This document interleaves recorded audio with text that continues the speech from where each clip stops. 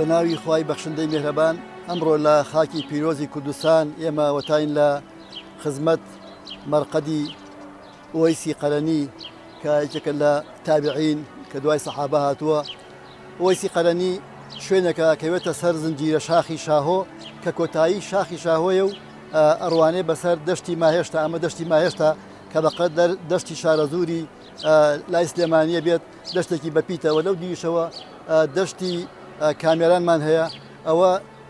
20 کیلۆمەتر شاری کرماشان لە ئێمەوە دوورە و دیارە، ئەوەش تا قەوسان و شوێنی هاوینە هەوار و ئەوانەیە. بێگومان ئوەیسی قەرەنی لە خاکی کوردایە، ئەبێ ئێمە شانازی بکەین کە کۆمەڵێک لە پیاوچاکان و پیاوە گەورەکانی سەر گۆڕەپانی ئیسلامی لە خاکی کوردستانە وەکو گۆڕی کۆمەڵی سەحابەمان هەیە، گۆڕی کۆمەڵی پیاوچاکمان هەیە، گۆڕی کۆمەڵێک لە شێخ و مشایەخمان هەیە، لە زانایان لە سیاسەکان. بێگومان ئوەیسی قەرەنی تێکەڵی شعر و کولتور و کەلەپور و گۆرانی کوردی بووە، بەشێکی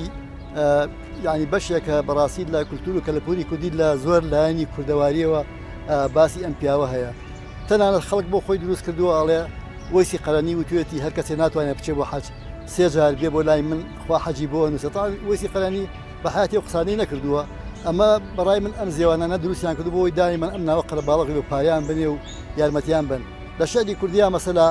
باس لەوەیە کە ئاڵێ با بچینە سەر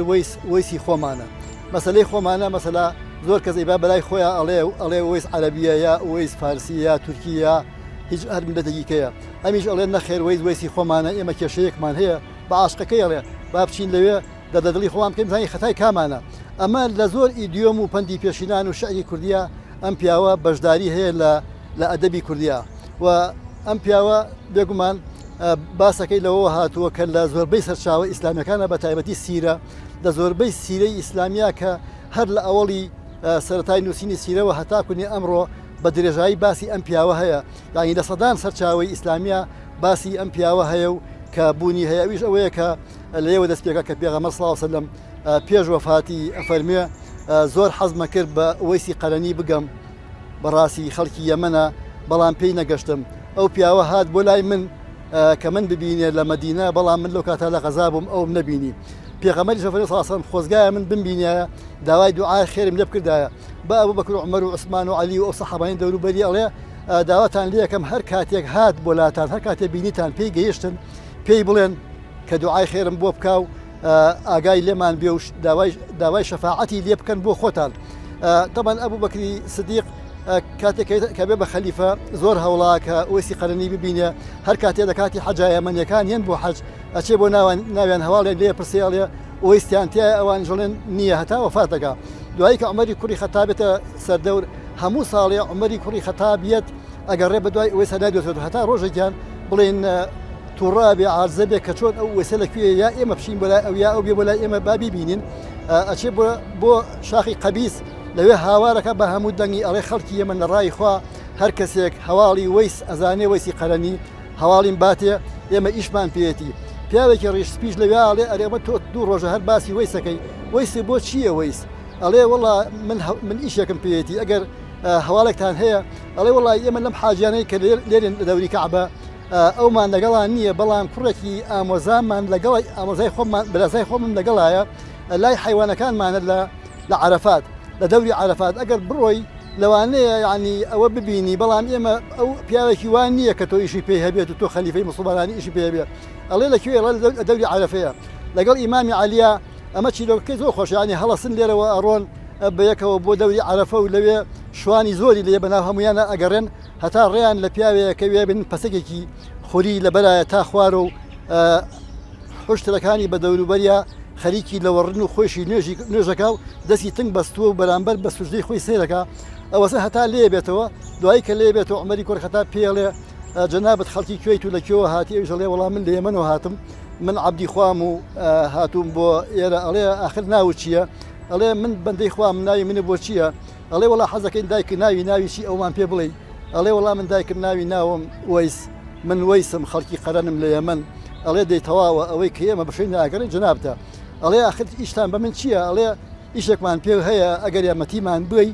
با ئەم لای ڕاستەی ببینین، چونکە پێغەمبەر فەرمێ صلی الله علیه و سلم ئەگەر ویستان بە شوێنەوەی سابگەڕن دۆزیتانەوە یەکێک لە نیشانەکانی ئەوەیە کە لای ڕاستی لە بندەسیا پەڵەیەکی سپی وەکو درهەمی تایە بەوا بزانن کە ئەوە ئیتر لێوە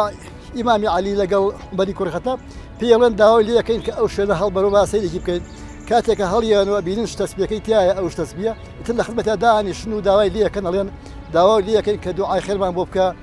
پێغەمبەر فەرمی صلی الله علیه و سلم پێی فەرمووین پێغەمبەر صلی الله علیه و سلم کە تۆ دوعای گیرایە تۆ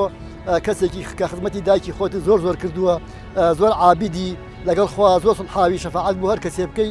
بەریەکەوێەوە دوعا بۆ هەر کەسێ بکەی گیرا بێ لەبەرەوە پێغەمبەر صلی الله علیه و سلم بە ئێمە وتووە کە تۆ دوعا بۆ پێغەمبەر بکەی صلی الله علیه و سلم و دوعاش بۆ ئێمە بکەی ئەویش دەستەکە بە گریان دەڵێ من چیم تا دوعا بۆ پێغەمبەر بکەم من چەنێ هەوڵم زۆر هەوڵما بێم مەدینە پێغەمبەر ببینم بەڵام بەداخەوە پێغەمبەرم نەبینی هەتاکوێ پێغەمبەر وفاتی کرد صلی الله علیه و سلم ئیتر من لەو کاتەوە هەتا ئەمڕۆ نەهاتووم بۆ مەکە چونکە ئەو پیاوەم نەبینی ئێوە کێن ئەوان ژەڵێ ئیمامی عەلیشە فەرمێ ئەمە عومەری کوڕی خەتاب ئەمیری موئمینینە و منیش عەلی کوڕی ئەبی تاالبم ئەویش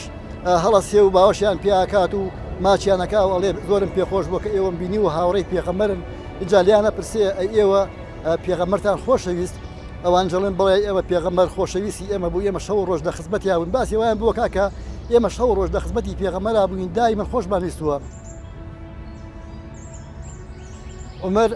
داوای دوعای لە وەیس کرد ئەوەی کە پێغەمبەر فەرمی بەو شێوەیە وەیسیش کۆمەڵێک دوعای بەدڵی بۆ کردن و داوای لەخوا کرد کە لە ژیانە سەرکەوتوو بن پاشان عومەر پێیوت ئەبێ لێرەبی هەتا چم لە مەکە کۆمەڵێ شتی بۆ هێنم پارە بووێنم ئەویش وتی من هیچ شتێکم ناوێ و داوات لێ یەکەم کە لە بینی من و تۆ هیچ وعدێک نییە من بە وعدی ئێوە ناوەسم من داوات لێ یەکەم کە لای کەس باسی من مەکە من ئیتر ئەمە ئەخیر جارە ئێوە منە بینن لەبەرەوە دوایەوەی کە ئەوان گەڕانەوە بۆ مەکە وەیسیش بەرەو ڕۆژهەڵات هات دوایی کە ئەمان پێیان زانی پیاوێکی ئەوایە بۆەوەی ناوەکەی نەزڕێ و خەڵکی سەردانی نەکاتوانە سەری خۆی هەڵگرت ڕووداوەکان وا باس دەکەنکەوە بەرەو ڕۆژهەڵات هاتووە ینی ڕۆژهەڵاتی مەکە هاتووە ڕۆژهەڵاتی مەکەیش کوردستانە پاشان هاتووە بۆ ناوچەی ڕۆژهەڵاتی کوردستان لە نزیک کرماشان لێرە نیشتەجێ بۆ ماوەیەک و دوایی وفاتی کردو جێنزگەکەی لەسەر ئەم شاخی شاهۆیە کە دوا بەشی شاخی شاهۆیە نزیکی تاقەوسان لە نزیکی کرماشان لێرە وفاتی کردووە و ئێستا خەڵکێکی زۆر لە هەموو ناوچەکانەوە بە تایبەتی لە باشووری ئێرانەوە لە باکووری ئێرانەوە وڵاتی ئێرانەوە هاتوون بۆ سەردانی کە لێرە نیشتەجێن ئاغا بەخێر بن سلامت بەخێر بن بۆ وەیسی قەرەنی سلامت باشی پیاوە کێیە حەزرەتی وەیسی قەرەنیە لە یارانی ئیمامی زەمان و دۆستی حەزرەتی محەممەدە لە ڕێی عێراقەوە هاتووە بەڵێ ڕیوایەتێک هەیە کەسێک چۆتە لای ئیمامی عەلی گوتوێتی دوعام بۆ بکات پێی گوتووە بڕۆ بە حەزرەتی وەیس دوعات بۆ بکات بەڵێ خەڵکی ئەم ناوچەیە باوەڕی زۆریان پێی هەیە بەڕاستی ڕۆژانی پێنجشەممە و هەینی زۆر قەرەباڵخە خەڵک دێنە سەر مەزارەکەی دەم بەدەم گوتراوە کە شیفای نەخۆشیش دەدات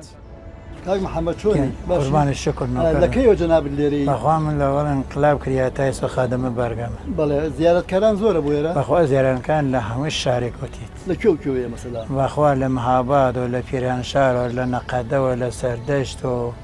لە ئەورمیەوە لە تاڵش و لە مەریوان و لە کورسان و بەمە بەسی چیە بۆ ئێرە بەخوا بۆنوانی تێن گشتی بووە زیارەتی بۆ شەفاتی بۆ دوعا و چتین لە عێراق قوتین لە ئەچی شاری کشۆرەکان و خارجەکانی شۆتین خزمەتی حەزەتی وێز قەرەن سەر پێڵە چی لە خۆی گرتووە حەزەتی وێز قەرەن گشت دەرد و بەڵاگی لە خۆی ورتە لە خۆی گرتووە وڵە شەفای تەمام ئەومەتە هەزاران بووە لێ خۆمیە بۆ هاتوێ بۆ تکا قبولی کردی خاطر حەزەت وێز قەرەن وێسی قەرەنی کێیە حەزەتی وێز قەرەنیە لە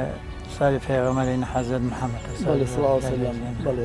خۆ دەزانێ خاز بڵێنیم چۆن هاو بۆ ئێرە لە بەخوای دەرا حەزەتی وێز قەرەن لە مەکەمەی لە جەنگی سەفیا شەهید بوون ئەو وەختەیەتر بۆتیان بوومانە کەژێکی بەرزی ئێران هاوردیان وێرە ینی خۆی داوای کردی بوومانە کەژێکی بەرزەوە ئێران هێنای بۆ لێرەش بەڵێ بەڵێ سلامەتی ئینشاءالله زیارەتی وەش قبول کە خوا کۆمە گشتان بێ ئینشاءالله تر لەو پەردنیا مردم تۆ بە خزمەتی کەسی هەست گرفتار بێ کەسی هەست بزن نەخۆشینی بێ کەسێ هەر هەر ژنە مناڵەکە کەسێ هەر گرفتە ناو خانەوادەی بێ ماشین بێ مردم تێرە شەفاورێ چەند ساڵ ئەم جادەی وێسل قەرەنجە هەست تایسە یەک دانە ماشینی زەرێکی ناوڕێ لەخوا بەزیاوێ ئەی خەڵکی زۆر دەکەیت بەخوا لە ناوی تاوسانە لە شوێن ڕەمەزانە ناو تاوسانە تا ئەوڵی پاییز هەست ینی لە چ ڕۆژێکە لە پێنجشەمە و جەمعە پێنجشەمە و جومعە بەڵێ